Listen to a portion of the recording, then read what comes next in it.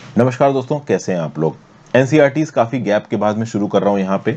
The Mongols after Genghis Khan के बारे में हम लोग बात करेंगे। इससे पहले का अब तक का जो चैप्टर था, जो इनकी टाइमलाइन थी, मंगोल्स कितने बार्बरिक थे, कितने क्रूएल थे, इसके बारे में हम बात कर चुके हैं। कितने लोगों को उन्होंने मारा, उसका एक बेसिक एस्टिमेट हम लोग अब तक यहाँ पे ले चुके हैं। अब शुरुआत कर रहे हैं Mongols after Genghis Khan. Genghis Khan की मृत्यु के बाद मंगोल एक्सपेंशन कैसे हुआ, और मेन मंगोल एक्सपेंशन उसके बाद ही हुआ है एक्चुअली में। इसके दो डिस्टिंक्ट फेजेस हैं।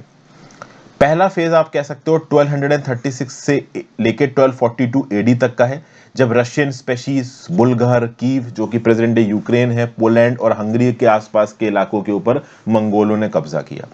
और जो दूसरा फेज है वो है लगभग 1255 एडी से 1300 एडी तक का, जिसमें आप देखोगे कि 1279 एडी तक ऑलमोस्ट पूरा चाइना ये मंगोल्स जीत चुके थे। ईरान, इराक और सीरिया का एक बहुत बड़ा इलाका ये मंगोल्स जीत चुके थे।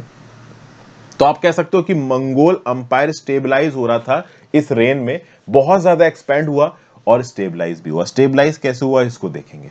अच्छा, ऐसा नहीं है कि मंगोल मिलिट्री फोर्सेस जब एक्सपेंशन कम कर रही थी तब वो जीत ही रही थी। कई जगहों पे इनको सेटबैक्स भी देखने को मिले हैं। जैसे अगर आप देखोगे तो 1203 के बाद के कुछ डिकेड्स तक मंगोल मिलिट्री फोर्सेस हारी हुई हैं।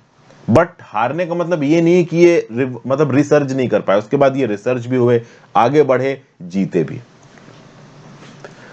1260s के बाद अगर आप देखोगे, देखिए समझिए, अगर पूरी दुनिया का हम नक्शा देखें, जैसे फॉर एग्जांपल ये नक्शा हम लोग देखें, तो इस नक्शे में वेस्टर्न कंट्रीज आप कहां जाओगे। जैसे यूरोप के अंदर अगर आप घुसते ही चले जाओ तो आप कह रहे हो वेस्ट जाते ही जा रहे हो, जाते ही जा रहे हो। आज का प्रेजेंट डे चाइना कहां कहां पे, तो आप कह सकते हो तिब्बत और ये जो पूरा का पूरा इलाका, जो इस जहां पे मैं आपको एरिया मार्क कर रहा हूं, ये चाइना का है। वेस्टर्न एक्सपेंशन कब होगा, जब इस रास्ते से और आगे बढ़ते ही चले जाए मंगोल्स। 1260s के बाद एक ट्रेंड देखने को मिला कि मंगोल्स बहुत ज्यादा वेस्ट में नहीं गए। जी हाँ, मैं आपको ये बताना चाहूँ, 1260s के बाद एक कैंपेन देखने को मिला कि मंगोल्स बहुत ज्यादा वेस्ट में गए नहीं, या फिर कह लीजिए जो भी मंगोल सक्सेसर्स थे, गेंगिस खान के सक्सेसर्स थे, उन्होंने वेस्ट में जाना जरूरी नहीं समझा। वो चाइना के आसपास के इलाके में ज्यादा इंटरेस्टेड थे।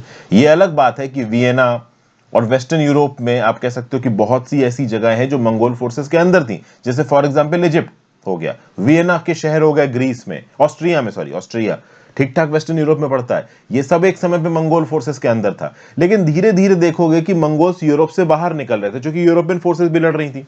हंगेरियन स्टेपीज से इन मंगोलों को पीछे की तरफ ढकेला गया। इजिप्शियन फोर्सेस ने इजिप्ट से मंगोलों को पीछे की तरफ ढकेला।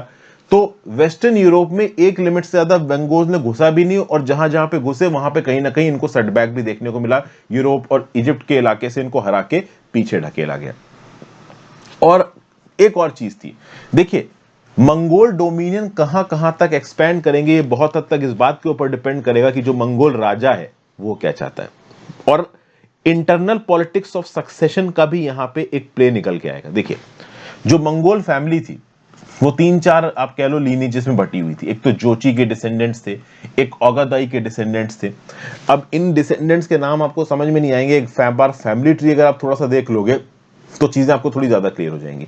अब यहां पे दीजिए, नीचे है आपके गेंगिस खान, चंगेज खान, इनकी ब्रांच शुरू हो रही है। इनके आपको चार, वैसे तो भैया कितने बेटे थे इनके पता नहीं, लेकिन जो मेन बेटे यहां पे फेमस हुए उनकी बात करें तो एक है आपके जोची, ठीक है ना, एक शागाताई, एक ओगिदाई, एक तोलोय। इन सबके नाम अभी आएंगे आगे, ठीक है ना। तो चंगेज खान के बेटे, अब वैसे तो बहुत बेटे हैं, इनके बेटों के भी बहुत बेटे हैं, लेकिन यहां पे केवल उनका नाम दिखाया गया है इस फैमिली ट्री में, जो कि बहुत इंपॉर्टेंट रहे, जिनमें कहीं ना कहीं हिस्ट्री में अपना नाम सेटअप किया है।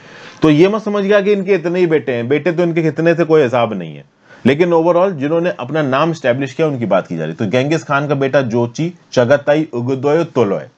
तो उसके बाद अगर एक लाइन ऊपर जाए तो जोची का बेटा बातू और बरके नजर आ रहा है, ठीक है। ओगदोई का बेटा आपको गुयुक नजर आ रहा है। तोलोए का बेटा आपको नजर आएगा कौन कौन, मोंग के, कुबलई, हलुगु, अरिगबो के। कहीं ना कहीं इनके नाम आगे आपके सामने आएंगे।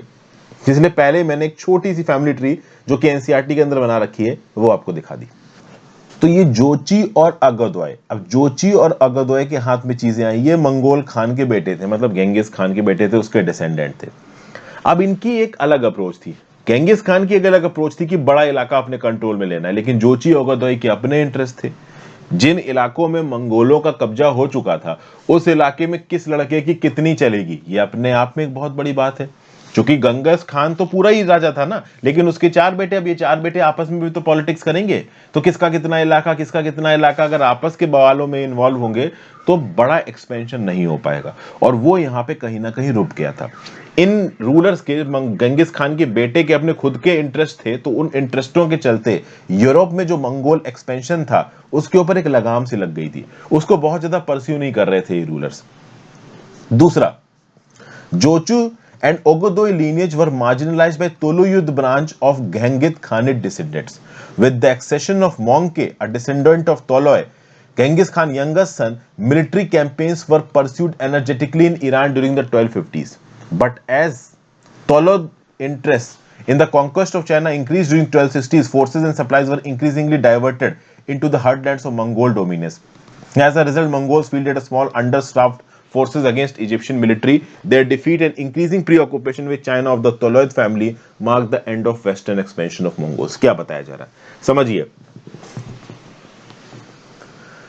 3 ब्रांचेस यहां पे बोली गई, एक जोची, एक ओगोदोई और एक तोलोय, ठीक है ना। तीनों मैंने आपको नीचे दिखा रखी है। अब ये जो तोलोय था, तोलोय सबसे छोटा बेटा था गेंगिस खान का, और इस तोलोय का भी एक बेटा था जिसका नाम था मोंगके। मोंगके का भी नाम यहां पे आ रहा है, मोंगके भी गद्दी पर बैठा है। अब इसकी जो प्रायोरिटीज थी वो प्रायोरिटी ये नहीं थी कि ये वेस्टर्न एक्सपेंशन करे, इसकी प्रायोरिटी पहले तो ये थी कि ईरान के जो आसपास का इलाका है इसको पूरी तरीके से कब्जा करो। तो इस स्पेस ने पूरी तरीके से कब्जा किया। ईरान के इलाके के बाद ये चाइना में ज्यादा इंटरेस्टेड हो गया। समझिए, नीचे आइए यहां पे, तो ये दिख रहा है आपको जोची, ये दिख रहा है आपको ओगोदोई, ओगोदोई के अलावा आपको दिख रहा है तोलोय, और तोलोय का बेटा यहां पे कौन है, तो ये रहा मोंगके। इनके नाम मैंने यहां पे लिए हैं। अब जोची ओगोदोई, तोलोय, इनके आपस में बहुत से इश्यूज थे। कैसे इश्यूज कि भाई मंगोल का जो इलाका है, कौन सा इलाका किसके अंदर, पहला तो ये इशू। तो आपस में भी इन्होंने थोड़ी बहुत लड़ाई की है, आपस में इनके थोड़े बहुत इश्यूज रहे। ऊपर से तोलोय और तोलोय का जो डिसेंडेंट था मोंगके, इन्होंने ये डिसाइड किया कि बहुत ज्यादा यूरोप की तरफ नहीं जाएंगे। पहले इन्होंने ईरान के इलाके को कब्जा किया और उसके बाद चाइना के इलाके को कब्जाने में ये लोग लगे रहे। तो जितना इलाका इनके पास आ चुका था उसका कंसोलिडेशन करना और ओवरऑल चाइना के आसपास का रशियन प्लेन्स का इलाका कब्जाना, ये इनके टारगेट पे आ गया। इसकी वजह से वेस्टर्न एक्सपेंशन पे बहुत ज्यादा मंगोल्स का ध्यान गया नहीं। वेस्टर्न एक्सपेंशन पे मंगोल्स का ध्यान तब जा सकता था जब जितनी भी मंगोल लीनियज थी वो एक कंबाइंड यूनिट की तरह काम करती, वो एक फैमिली एंटरप्राइज की तरह इस बिजनेस को आगे बढ़ाने की कोशिश करते। लेकिन कहीं ना कहीं इनके बहुत सारे इंटरनल इश्यूज थे और इंटरनल इश्यूज के चलते ये लोग इंटरनली थोड़े कमजोर पड़ गए। बहुत बड़ा इलाका कब्जाने का इनका सपना चला गया। जो इलाका इनके पास था उसमें आपस में ही पॉलिटिक्स करके ज्यादा से ज्यादा अपना इलाका कंट्रोल के अंदर लेने के चक्कर में चले गए। प्लस आप देखो, जोचिट के जो बेटे थे, डिसेंडेंट्स थे, तोलोयत के जो डिसेंडेंट्स थे, वो आपस में एक दूसरे के साथ लड़ रहे थे रशिया ईरान फ्रंटियर के पास। तो जब आपस में ही मंगोल पावर्स एक दूसरे के साथ लड़ने लगेंगी तो फिर वो फर्दर वेस्टर्न एक्सपेंशन क्या ही करेंगी। और इसीलिए आप देखोगे कि वेस्ट में मंगोल एक्सपेंशन एक लिमिट के बाद ज्यादा नहीं हुआ। चाइना के इलाके में बहुत ज्यादा एक्टिव थे, चाइना का पूरा इलाका इनके कंट्रोल के अंदर आ गया।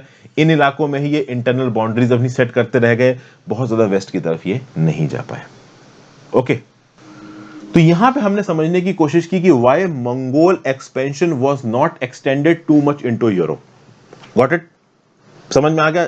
बेसिक एक दो शब्दों में बात की जाए तो जो बेटे थे जोची, तोलोइड, शगतई और तोलोय, ये आपका टोलोइड, तो जोची, टोलोइड, ओगोदोई, शगतई, ये 4 बेटे और इनके डिसेंडेंट्स। ये डिसेंडेंट्स आपस में काफी लड़े, प्लस इन डिसेंडेंट्स ने आपस में लड़ने के चलते और चाइना के ऊपर प्री ऑक्यूपेशन करने के चलते क्या किया कि वेस्टर्न एक्सपेंशन ज्यादा नहीं किया। अब आगे हम लोग देखेंगे social, political and military organisation. क्यों ये जो मंगोल ऑर्गेनाइजेशन था कैसे ये इतना ताकतवर हो गया, कैसे ये अंदर से इतना स्ट्रांग हो गया, इसको समझने की कोशिश करते हैं।